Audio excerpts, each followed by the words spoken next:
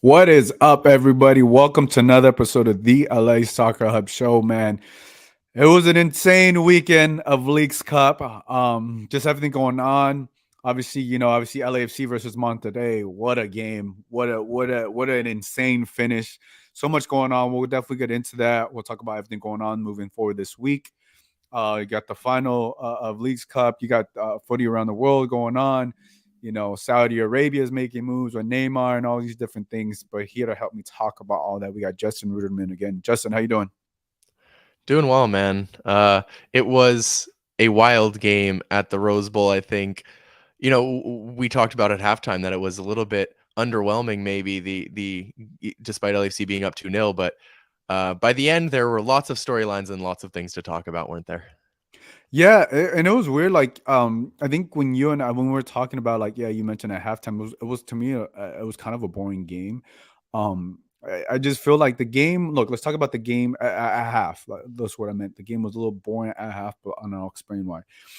But let's first talk about the Rose Bowl. They had to move it to the Rose Bowl, right? And Hmm. I think moving it to the Rose Bowl because there was a concert at the BMO Stadium Saturday, so obviously I think they got to set up the day before and all these different things, which is unfortunate. But LAFC didn't have to travel anywhere; they just had to travel 10 miles north or 5 miles north, however far Pasadena is from BMO Stadium. You had that, and I think the biggest thing was like Monterrey had traveled so many different miles from going the East Coast, West, and blah blah. So I didn't really feel like LAFC was a disadvantage. It was just a little odd that they couldn't play at home, and obviously that's because they have concerts and that they use BMO more than just the stadium. And I think that's a whole other topic we could get into some other time. But yeah, I felt like going to the Rose Bowl was a little odd, but I was like, okay, it's not too bad. And I think obviously when did they play? Tuesday, Wednesday, or whatever. Whenever they beat the team in who did they beat? I'm losing my RSL. RSL. So when they beat RSL, we find out Friday, or we find out that they're gonna play Friday against Monterrey at the Rose Bowl. And I felt like there's no way they're going to sell it out, right? It's just not enough. And then obviously they only sold one section, and at the end, we found out the attendance was like just over 15,000. So that's when we're sitting at in the press box, you don't really hear or feel the emotion unless it's packed, like when it was like obviously LAFC versus LA Galaxy. So when you don't really feel the fans and all the emotion and everything, it kind of felt like for me, I was like watching the game on TV, right? Like on low volume when you're in the press box. So that's why I feel for me, it felt like it was weird. Like there wasn't enough energy for me to, like, in other games where you feel like, it's high intense rivalry in the quarterfinals. That for me, that's why that first half kind of felt, even though LSU was up 2-0, it kind of felt a little boring for me that first half, because I didn't feel like I was at the stadium. I felt like I was watching it at home, and it was just a weird scenario. But let's talk about this. Obviously, Justin, 2-0 at the first half. What did you like? What did you see from LAFC? Yeah, well, I mean, it was the quick start, right? I mean, that's all it is for LAFC this season is, can you score that first goal? And if you can score it within 2 minutes, draw that penalty within 15 or 20 seconds, it's a great start. And LAFC, up until that game, had not lost a game this season in which they had scored first.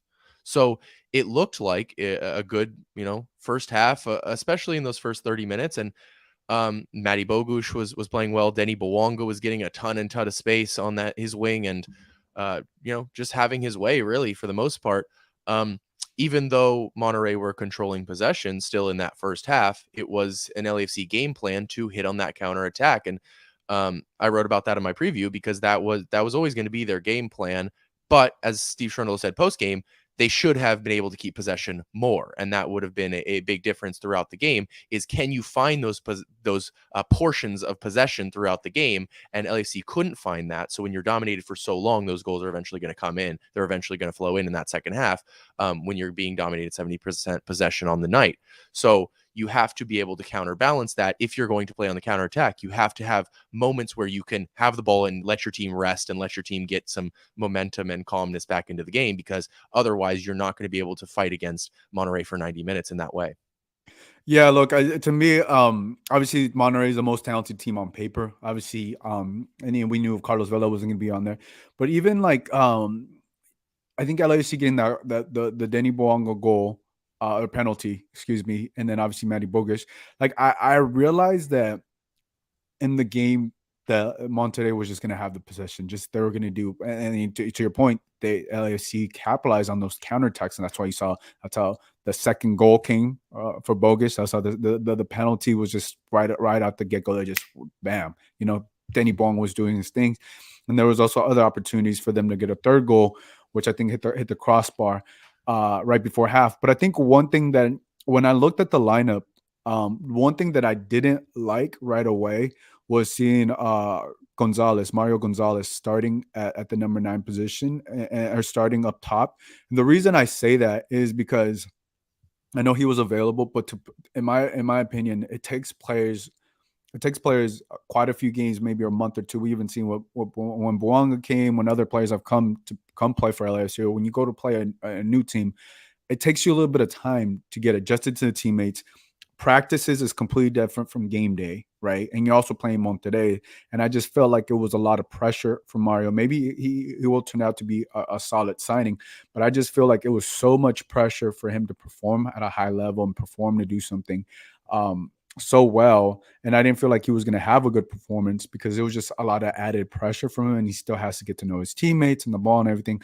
And on top of that, Nathan Ordaz had been breaking out at the Leagues Cup tournament. He's had back-to-back goals. He looked good in the start against RSL, and I was just confused by that start. I felt like you could have started Nathan, and then brought in Mario, and then also like Mario is he game fit? Is he able to go 90 minutes? All these different things. Like to me, like where he's coming from and all these different things. All those different intangibles and all those different things that to me, I was just like, I just didn't like that from right away. And I wasn't surprised that he essentially, I know he had like one pass or one or two different things, but I initially did not expect I did not expect too much of Mario because it was his first start and you're going against Monterrey. It was just too much, and I don't know if that was we got a fair assessment of Mario right away. And I just kind of expected that. And like I said, you had Nathan Ordaz, who had been having a solid tournament. Yeah, well, I think there was one moment in the game where Mario blocked Stipe's shot, and it just kind of summed up his game. Really, he was not on the same page. He was a little bit disconnected from the team. As you say, you kind of expect that. It takes time to adapt into a team, and you're not going to draw conclusions off of Mario as a signing off of his debut, right? Especially when he's thrown in there for his first start. That being said, Steve Cherundolo was asked about this after the game and said, why did you start Mario over Nathan? Specifically because Nathan's had a good tournament. Mario has never played for the team. Obviously, Mario's a big signing. And Steve said a weird answer to me. He said, it's not about starting one player over the other. It's just a choice that you're doing. And to me, of course, you're choosing one over the other. I mean, that's inherent. If you have two number 9s, you're picking one to start over the other. That being said, I think hindsight is 2020 here because when Mario, doesn't have a very good debut and Nathan had been playing well and then goes and scores a banger in the LAFC 2 game when they beat LA Galaxy 6-0, right? Los Dos, I mean by that. So it's easy to say that. And I think that you aren't saying that in hindsight. I think you would have said that before the game as well. I'm sure you had that opinion. I personally thought Mario should have started before the game, so I can't say that I would have not started him myself. I think that if Mario goes and scores a goal, then the entire narrative is different because that is the type of player Mario is. He is similar to Chicho in that way, is that he can be completely out of the game for 70 minutes and have one chance and get you a goal. And that, I think, is why Steve started him against Monterrey, even though he's not necessarily fit into the team. But as you say, it clearly didn't turn out to be the right decision. Yeah, look, you could be a great player and all these things, but like you could have all the talent and stuff. But to me, rhythm matters, right? If you don't have any rhythm, Nathan Ordaz had the rhythm. That's why I didn't even realize he scored with LAFC 2 against Galaxy. I'm not surprised that he scored because he is in rhythm, and that's a big thing. And to me, Mario, I'm assuming he's going to be a solid sign. He's going to be good. but he's just not in rhythm. And when you play a tournament like this, you need players that are in rhythm to understand. And right, he played against Juarez, he played against RSL. Nathan did, and like to me, it would have made sense to start him against Monterrey. He's already in rhythm. He can already, he has a he understands how Buanga likes the ball. He understands how Stevie plays. He's had months and he's had year like what I don't know like since last year he's been playing with the first team or practicing with them. He has that he understands what the do's and don'ts with the team is, right? And he had the rhythm already scoring the goal. So when a player is hot and a player's in rhythm and his player's scoring goals in a tournament, you only play. I think he when he come in like the 70th minute. So whenever he came in, it was just not enough time for me. And that was a poor decision by Steve Cherundolo, which we'll get into. It was just poor decision making by Steve Cherundolo because I think he maybe overthought it because it's like, yeah, you got this big signing, yeah, you have to play him, but like having players that are in rhythm and all these different things makes the difference for you. And I rewatched the second half. I rewatched the second half of the yesterday at home, and there was a point in time when Mario wasn't running. I think it was like in the 60th minute. He was just gassed. He was tired, right? I think being in a rhythm and being in playing shape is a thing that I think he didn't take account for with Mario because in that 60th minute I was like he has no more legs. You know, I was like it's time to bring in Nathan Ordaz. And when I was thinking it, even the commentary the commentators said the same thing, and it was just interesting that and like and I'm just surprised Sharonda didn't think about that or see that. Yeah. The one thing I was going to add is that I think, and it was what I was saying before the game as well, which is why I go back to it because I hate going back after the fact, and I know you're not doing that. So, and like changing my opinion is what I mean because I thought if you have Carlos Vela, you start Nathan Ordaz, and that's the difference. If you don't have Carlos Vela, I think that's where I lean towards starting Mario, which again, not the right decision clearly, but I think it was that experience that you don't want two very young players in there in such a big I mean, he scenario. did it against RSL. Nathan did it against RSL. That to me, that's the thing where like Yeah, yeah, yeah. you know what I'm saying? He did it against RSL. And I think I know, and I think I brought this up to you. I said to whoever I was sitting next to, I was like, Mario Gonzalez is starting. That's why I was like, even from the beginning, I didn't like it. And this is not me going back. I just didn't Right, right, like it. And that's why it's like, to me, it's like, yeah, you got experience, but like he doesn't have experience with his teammates. And that matters, right. right? Like you can have experience in other teams, but knowing how your teammates like the ball, knowing all these different things. You even mentioned it. He ran into his own teammate. Like it was just a lot from Mario. There was a lot of expectation from him, and I just it's unfortunate that happened. And I think that kind of led a little couple of Sharundle's decision makings led trickle down effects. Um, 100%. And I you think know, I think it's a great discussion because these are the two sides of it, right? The what you're saying, what I'm saying, and I think Steve went with what I'm saying, and what you were saying is right, right? yeah. I mean, and it's not necessarily about being right. It's more so like you're the coach. You should Well, have, it is you about know, being right, man. That's his yeah, job. That's his job to get decisions right. yeah. No. Toronto's job is about being right, but it's just like that to me. It was just like we'll get into it more, but it was just a poor performance by Steve Cherundolo. Just how he managed and coached this game.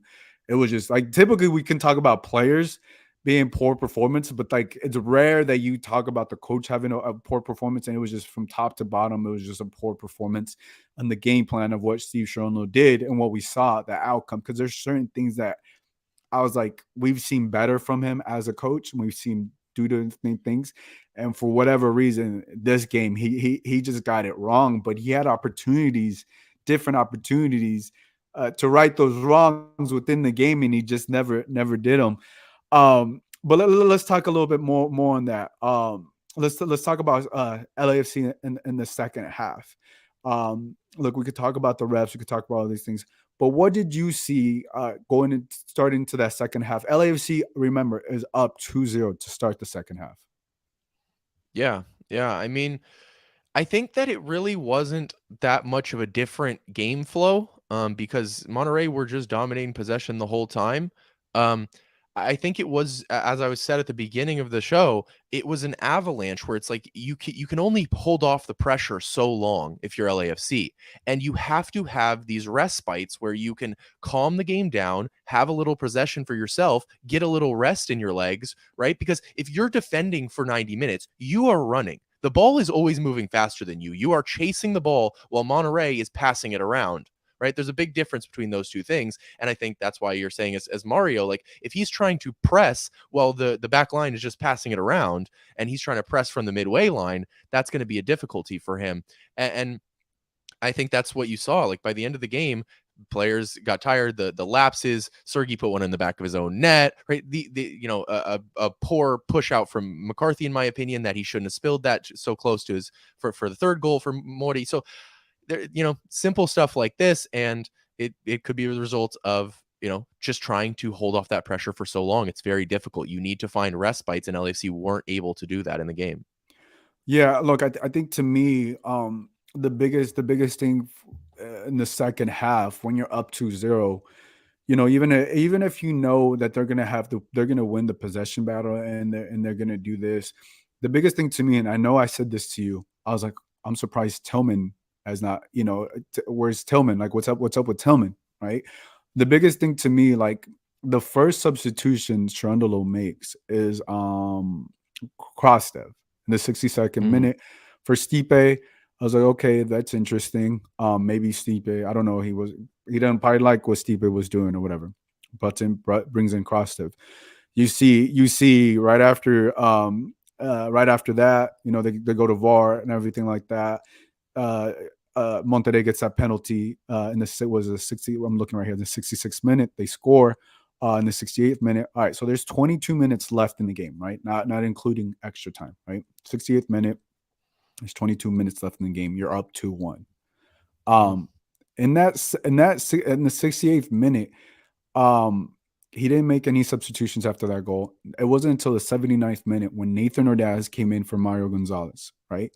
To me, these players are gassed. You needed a substitution in the midfield. I think Kellen Costa had a yellow card. I think he was committing a couple fouls. You needed a sub in the midfield. You could have brought in Tillman for Acosta or whatever.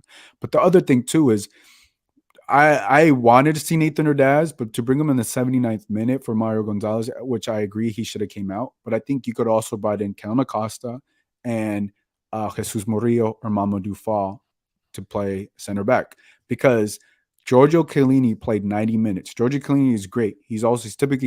When was the last time, Justin, we saw Giorgio Chiellini play 90 minutes for LAFC that you can remember? Well, he did it against RSL, but to do it back-to-back games That's my within point. I don't know if he's done it back-to-back games this entire season, much less back-to-back games within a 4-day span. Definitely hasn't done that. Yeah, but that RSL game, they had won it by like the second half, right? This was a competitive game, and and I think that second goal, I know you mentioned John McCarthy like pushing it out, but like I think Chiellini tried to slide, or I think it might have been the third goal, It was whatever. the third, Chiellini, yes. third goal. Chiellini tried to side tackle, but Chiellini and I think Aaron Long were gassed. They were gassed in that back line, and that to me was like, this is where Steve Cherundolo made so poor decisions. You bring in two forwards, but you don't adjust. If you're losing the midfield battle, if you're losing the possession battle, it's not because your forwards aren't doing anything. It's because your midfield and your defense is getting worked, and and also the other team is better. But where you're going to feel the more pressure is in the midfield guys that are running, and the defense is trying to hold off the pressure from them trying to score. And that's where I feel like Cherundolo completely bombed on his substitutions. He didn't bring reinforcements in that midfield or in that defensive when you needed it. When you're up 2-1 after that penalty, that's when you need to bring in, and when you need to bring in those reinforcements. And it was like, to me, it's like kind of clear as day. Like, why did you not do that? And then obviously you could talk about the refs or whatever, or like, I don't even think this game was on the refs. It was just poor technical issues or whatever. Me watching the replay of the game, I probably didn't feel like that for them or the players, but like, this game was so much more on Cherundolo's poor decision making on the substitution and knowing how to manage the game and control the game when you're up 2-0 and then you're up 2-1, and then you don't even take it to penalties. You lose. They scored 3 goals in 25 minutes, And that to me, from a coach that has his experience to this, to going through this, and now, like, to me, there's that there has to be a lot of doubt on Steve Cherundolo and his decision making after this poor performance and embarrassing loss to Monterrey. Well, that's what's so interesting to me because last season, everybody talked about how good Steve Cherundolo was at making second half adjustments, right? And LAFC was a fantastic second half team. I won't run through all the statistics for you, but they scored a ton more goals in the second half. They won games in the second half. They won points in the second half repeatedly. And that's how they won the Supporter Shield and MLS Cup double. But in this game, when Krastev came on, as you say, he came on for Stipe. Now, I was a little bit surprised he came on for Stipe because Krastev is not a winger.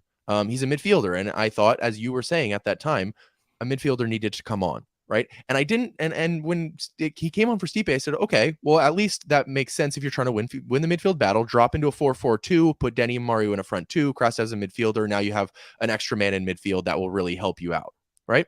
But instead, no, Krastev goes directly into the winger position, stays in a 4-3-3, and you're continuing to lose the possession battle. So I don't understand why Krastev is being played out of position, especially when you want a midfielder anyway. Like, You had Tillman. Tillman, I don't know his fitness, right? You just don't know how fit he is. He came in stoppage time. Like, how many minutes does he have 30 minutes in his legs? I don't know, right? This was his first game back. So that's something that only the coaching staff knows. But I do know that Krastev Look, has if he's 30 available minutes in off his the legs. bench, he's available to play. Because Vela Right. wasn't No, available. You know what I'm saying? And I I'm with agree. you. If he's agree. It's like, available to come all off the I'm bench, he's available for like 20 minutes, 30 minutes, or a half at least. Probably right. But what I do know is that Krastev was put on the pitch, meaning he was ready, and he was just put in the wrong position. And so I believe if you drop into a 4-4-2, you have the ability to fight for the ball in midfield a lot more. That's not what happened. Krastev, I don't think, had really any impact on the game. And so and as you say, not enough substitutions either, right? If you bring in one substitution in the 68th or whatever, one in the 78th, and then wait for your last three in stoppage time, like, why are those three waiting for stoppage time when you're down 3-2? And that's when all the subs come on, right? So I agree with you about Chiellini. I was shocked in my preview. I said I don't expect him to play 90 minutes. I was shocked he played 90 minutes on that type of rest. It's impressive, first of all, from him, and hopefully his fitness is there. But there's a lot of question marks on those decision makings for sure. Yeah, and the biggest thing too is like you saw Murillo or Mamadou Fall like getting ready to come into the game and all these things. It was just like whatever was holding back Cherundolo or for his decision making. I think this is such an embarrassing loss because not only did you not travel, right? You didn't have to travel. All your games were in LA. Granted, this was at the Rose Bowl, right? Monterrey was tired. They were complaining about this tournament. Liga MX teams were complaining about the refs, right? This tournament is set up for like for LAFC to like make it to the final, right? You didn't even make it to the final, and you lose the way you lose in LA without having to travel, without having to deal with all the things Monterrey was dealing with, right? You could applied the pressure a little bit more with the subs and all these different things and use that to your advantage. And they didn't. Steve Cherundolo didn't use any of that. And that's the thing is like, yeah, you could say, oh, they were tired. They traveled here and there. Like they came off from more than 2 weeks break and all these different things. Like everything was set up for LAFC to win the game. They started off hot and all these different things. And it was, and I hate to repeat myself, but it was on Steve Cherundolo's poor performance. Steve Cherundolo's not knowing how to like. It was kind of weird.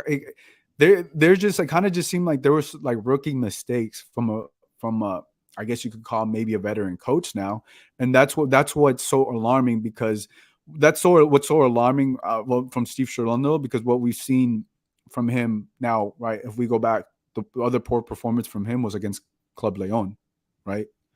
In him not being able to adjust even in that second game, what Leon was doing to LAFC, and here you have the lead, and you mentioned he was a great. He's been a great, even going back to last season, he was a great second half adjustments coach, and we didn't see that here, even being up the lead. And you mentioned that LAFC had not lost a game being up. Was it being up at half, or being up, or being the first one to Scoring the first score, goal. for scoring the first goal that had not lost. So everything was like set up for them. And I feel like Steve, look, the players play the game and all these different things, but like I said, looking at this game, you can't blame the refs, you can't blame the players, and saying you got to blame the coach because of his poor adjustments and not bringing those reinforcements when you needed the reinforcements. And it just everybody that was DMing me and talking to me, they're like, why didn't you do this? Well, I was like, I don't know. Like, I literally don't know. And I think the biggest thing too is like, I know you got to stay for the press call and everything, or the press conference after the game. Um, did at any point did he take accountability for the loss, or in a way? I know he's not going to say like this was my bad, but did you hear like any accountability from Steve Cherundolo's part on this loss? I wouldn't describe it as accountability. No, the closest he came to accountability was congratulating Monterrey on the victory, and praising them in their ability. And you say, you can't blame the referees, you can't blame whatever. Steve Cherundolo did absolutely in the post game press conference, said that that it was horrible refereeing throughout the game, that VAR was misused and not used at the right times. One specific incident he pointed out, which was a discussion within the press conference room within reporters, was the Denny Bouanga incident with the Monterrey goalkeeper, in which blanking on his name, but he comes over the top, punches the ball over Denny Bouanga's head. Denny stays on the ground, and the goalkeeper topples over the top of him. Right. Steve Cherundolo views that as a penalty.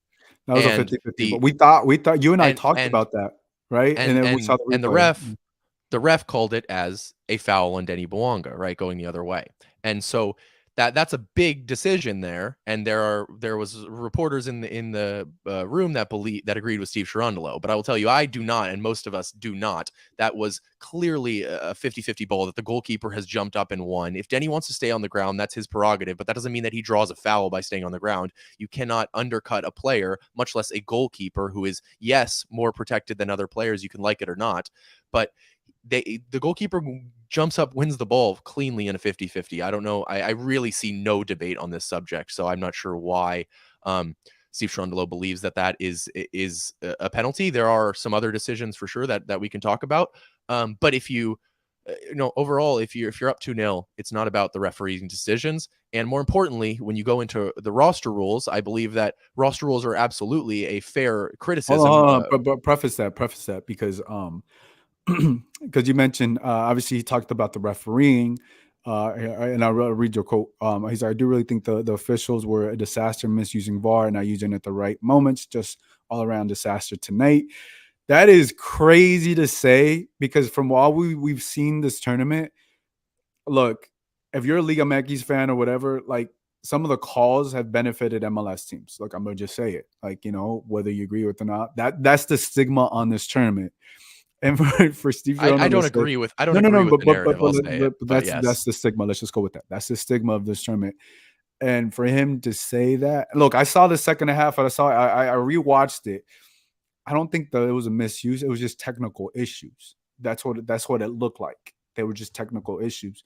And even the call on the Denny Bouanga, initially I thought it was, but then once I saw the replay on TV at the Rose Bowl when I was watching the game live, once you and I saw the replay, I think you even called that, you were like, that's not a foul, right? And then I saw it, and I saw the replay, and I was like, that's not a foul, right? But now let's get into Cherundolo talking about the roster rules, which I think we would all agree, but this has no effect in the game when you're winning 2-0. Right. And that's where it comes down to, right? Because let's look at this from a macro level to me, because there have been complaints from both sides, from Liga MX and from MLS, from coaches, from players, etc. From the league, Liga MX complained about the refereeing decisions, right? They put out an official statement complaining, which was ridiculous to me. But beside that point, Liga MX teams will complain about the travel. They'll complain about having to play every game in the US, right? MLS teams will complain about roster rules, and LAFC has complained about having to move to the Rose Bowl, things like this, right? All of them have legitimacy to their complaints. But as Tata Martino said, every single team in this league, in this tournament, agreed to play in it. So you agreed to play in this tournament, put your players on the field, try and go win it, and stop complaining. There are advantages and disadvantages to every team in every league around the world. The answer is not to just go complain in your post game press conference because you gave up a 2-0 lead, or to complain and to complain about roster rules. Steve Cherundolo does constantly. And if his goal is to influence MLS to actually change those rules, that's great, and I hope that they do. But but from whether you're MLS or Liga MX throughout this tournament, I have gotten exhausted with the complaints from both sides, because I don't understand when you agreed to play in this tournament, as Tata Martino says, just play and do your best. The winner will be the winner. Yeah, look, the crazy thing too is for Sharano to bring up the Ross rules again after you lost. It's like you were winning the game. That is the thing. It wasn't the Ross rules that lost you the game. It was the poor decision making, um, that lost them the game. And look, you mentioned that, like you said, Monterrey was traveling a lot. They had a player that got injured. They had one of the best players get injured. Like there was a lot of things. Like a lot of this was set up was set up properly for LAFC to, in a way, potentially have the advantage, or not fully play a fully healthy or fully, I don't know, with all the travel, whatever you want to call it, um, a fully stable team with all the things that they're dealing with, right? But even with all that thing, all that, credit to Monterrey for dealing with all the different things that they had to deal with, and to come back from this game, right? And to do all those different things. And it's just like, when I think the biggest thing too is like, if you don't hear any accountability from Steve Cherundolo on this game, maybe he will after he looks back, maybe he won't. But I think you want to hear, or from what I'm hearing from the fans, they want to hear some accountability from Steve Cherundolo, because this was on him. Yeah, and I don't think that's really the way that Steve Cherundolo operates. I've never seen him come into a press conference and say, I made a wrong decision, or this game was on me. You know what I mean? Maybe one time he's ever done that. I would have to try and remember, because, he will talk about the things that went wrong. He will acknowledge when a team is better and outplays them and things like that. But it's generally praising the other team. It's generally, things didn't go right for us. We didn't play the way we wanted to play. And so that can always be the excuse for sure. But if the results don't come, and I think that we look at specifically against the top Liga MX teams right now, you can go and beat FC Juarez 7-1, but they are not a top Liga MX team. They are mid at best. And so if you are going and getting embarrassed by Leon, and then you go and get embarrassed by Monterrey by giving up a 2-0 lead, right? It's not an embarrassing scoreline, but it's embarrassing because of the way that it happened. You now go into Campeones Cup with a lot of pressure on your shoulders, right? Because you not only need to win a trophy this season, you need to beat a top Liga MX team and show that you can compete against them. And you can continue to complain about roster rules if you would like, as a team, right, as LAFC. But if you get all these chances to come up against these teams and continue to lose, it doesn't really matter. The roster rules are what they are, and it will always be that stain that if you can't beat top Liga MX team, and that's when Campeones Cup, I think, is going to be really, really interesting against Tigres. I think it'll be a great game. Of course, they have home field advantage again in that game. It will be at BMO Stadium, no Rose Bowl, no none of that, at their home stadium, no anything, so I think that it's a big game, not only for LAFC, but a big game for Steve Cherundolo to prove that he can beat a top Liga MX team. Yeah, and that's the biggest thing too. Outside of doubt on Steve Cherundolo in his decision making on Friday's game, it's also like you mentioned, he hasn't beat a top Liga MX team. He didn't have to face Leon because RSL beat them. You face Monterrey, and you essentially just get embarrassed just by the scoreline. And right, like you mentioned Campeones Cup, right? There's 2 trophies left that they're significant that you can win this year, right? You just mentioned Campeones Cup. Technically Another 4, but yes. Yeah, let's go. I see where you're Let's going. go with Yes. the main ones that they haven't won yet, or they had the big ones to me are MLS Cup and Campeones Cup. I would even say Campeones Cup is like whatever, because it's just a one off. It's on a Wednesday whenever they're playing Tigres or whatever.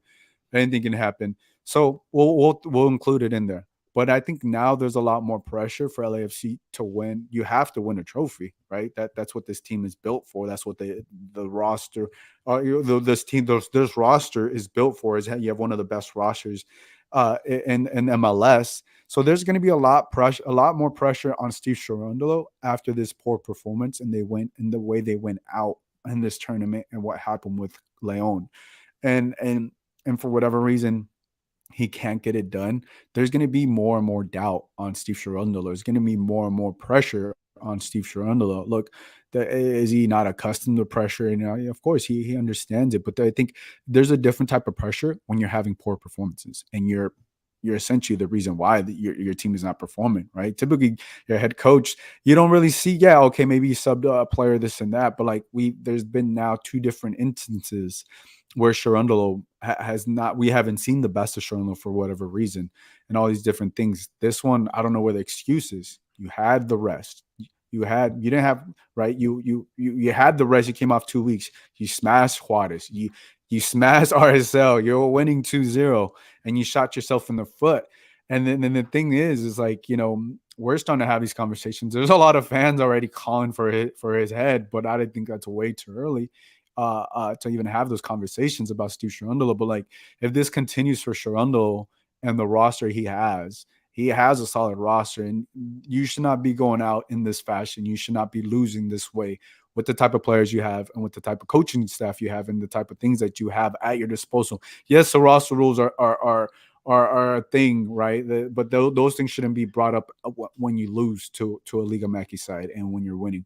Those things should be brought up after the season or different, or just not when you just lose. And I understand you're frustrated and all these things happen, but people are going to start having doubt in you as a coach when you have these performances and you don't hear any accountability from what the fans have. That's what I kept seeing and I kept hearing from, is like they want to hear accountability from him. Because if you look at this game or you didn't see anything in this game, you're like, how did they lose 2-0 being up 2-0 and this team scored 3 goals in 25 minutes or 22 minutes or whatever this case is, like, and he didn't make no subs, no midfields or defensive subs until like the 90th minute. If you just went off of that, we're like, well, what did the coach do, right? You just start putting things together, and it's like, and I think having when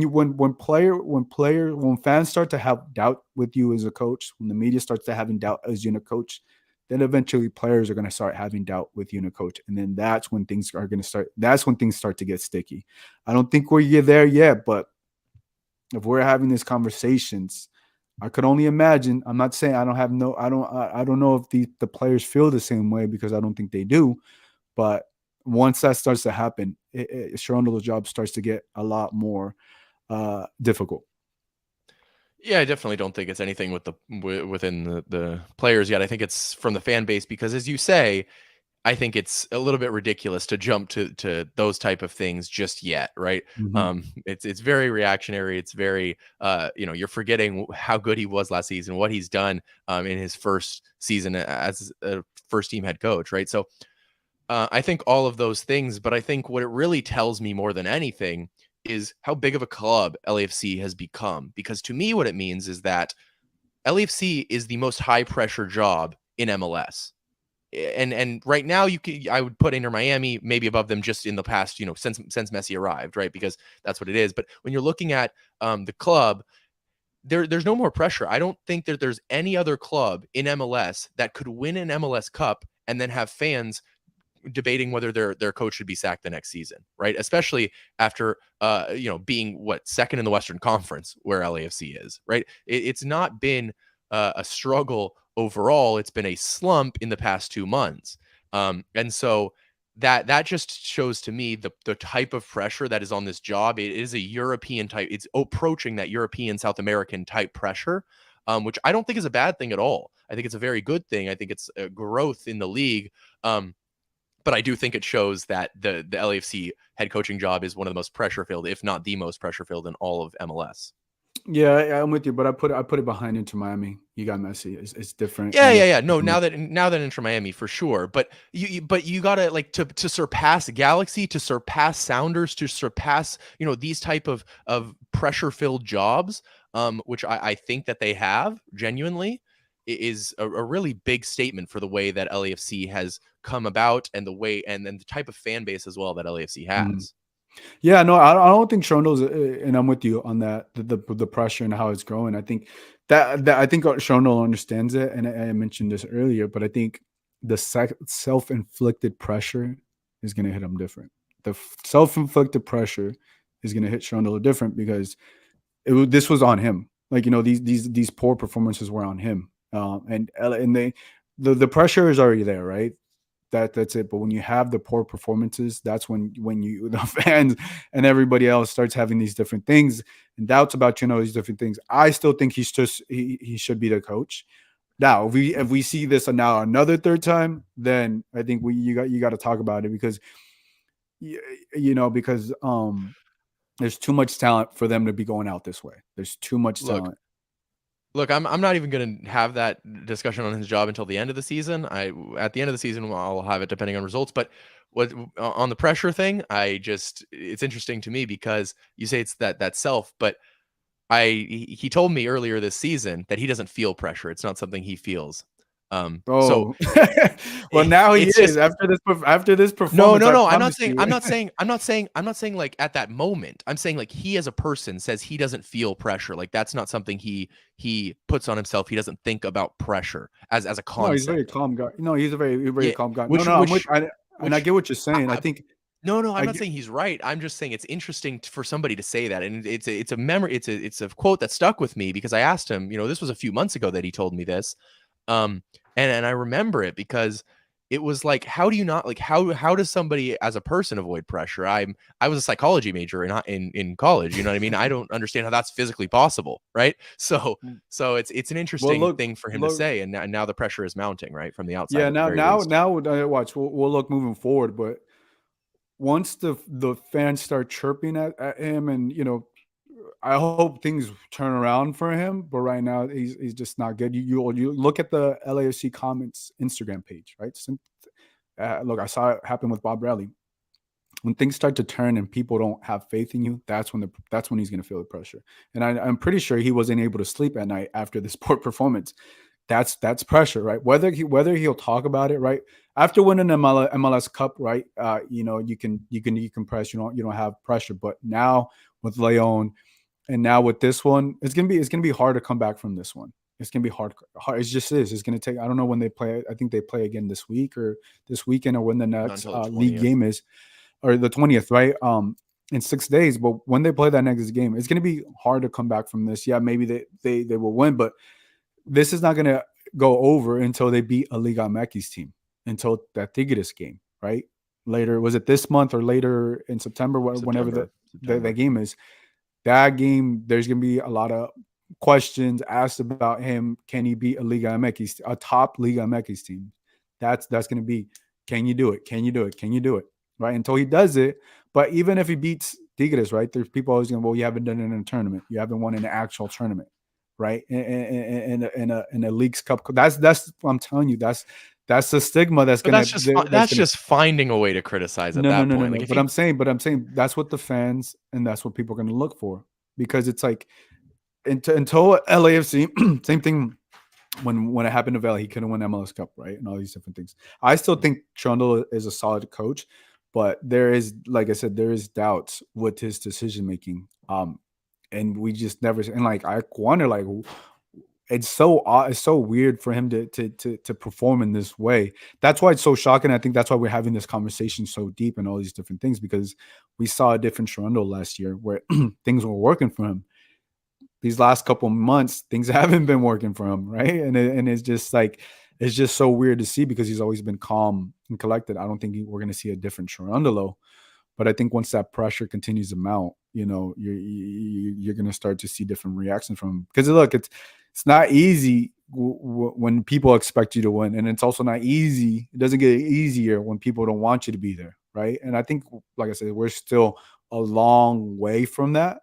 Like I mentioned, he still should be the coach. I don't think there's doubt in his coaching decisions, but I think, to me, he should still be the coach. Now, like I said, another incident happens, then I think that's when we open up the discussion, because a team like LAFC has built themselves up to have this type of pressure, to expect to win every tournament that they play in, to expect to win MLS Cup every year. That's why this team was built for, and that's what they're aiming for. And unfortunately, these are the things that come with it. When you want those things, all these other things, intangibles, come with the job, which he knew. Like, look, Cherundolo is not new to this. He knew. He knows all this. But I hope things turn around for him this season. Yeah, no, and that's the thing, because when he was his first meeting with 3252, they told him, right, when he was hired, you got to go win MLS Cup this season. And he went and did it. So yeah, I don't think that. I think it goes back to what I was saying. The pressure, the fact that we've gone down this rabbit hole for this in basically entire episode talking about Cherundolo, just shows the type of pressure that this job has. It is a pressure of a top club in which you are expected to win constantly, and if you are not winning constantly, then questions are asked. That is literally what it is. It has to be constant, and if it's not constant, which it hasn't been for the past couple months, that's when questions are asked. And as you say, it's nowhere near time. I just said I would not even open this discussion until at the end of the season, but to me, it shows the type of pressure and how big of a club LAFC is becoming within the league and globally as well. Yeah, no, I'm with you on that. Yeah, we don't need to continue with this. I think we kind of covered everything. Justin, I know like things went. The striker's no longer around, but you are still doing a solid job covering LAFC, covering soccer here in LA and different things. And I think you just started your Substack. Talk to us a little bit about that and how can people can subscribe, or how does that work? Yeah, absolutely, man. Appreciate it. So yeah, the striker has gone on hiatus, my former employer, for anybody who doesn't know, where I would always write. And I have, started my own Substack now, substack.com/Justin Ruderman, or whatever. You can find it on my Twitter. We'll put it in the description for this video, as well. But yeah, subscribe there, free or paid, whatever you'd like, for my articles on there. And yeah, just my coverage there. I'd appreciate that for sure. Yeah, guys. For those of you listening, watching, definitely give Justin a support. He's been putting in the work consistently for a number of years.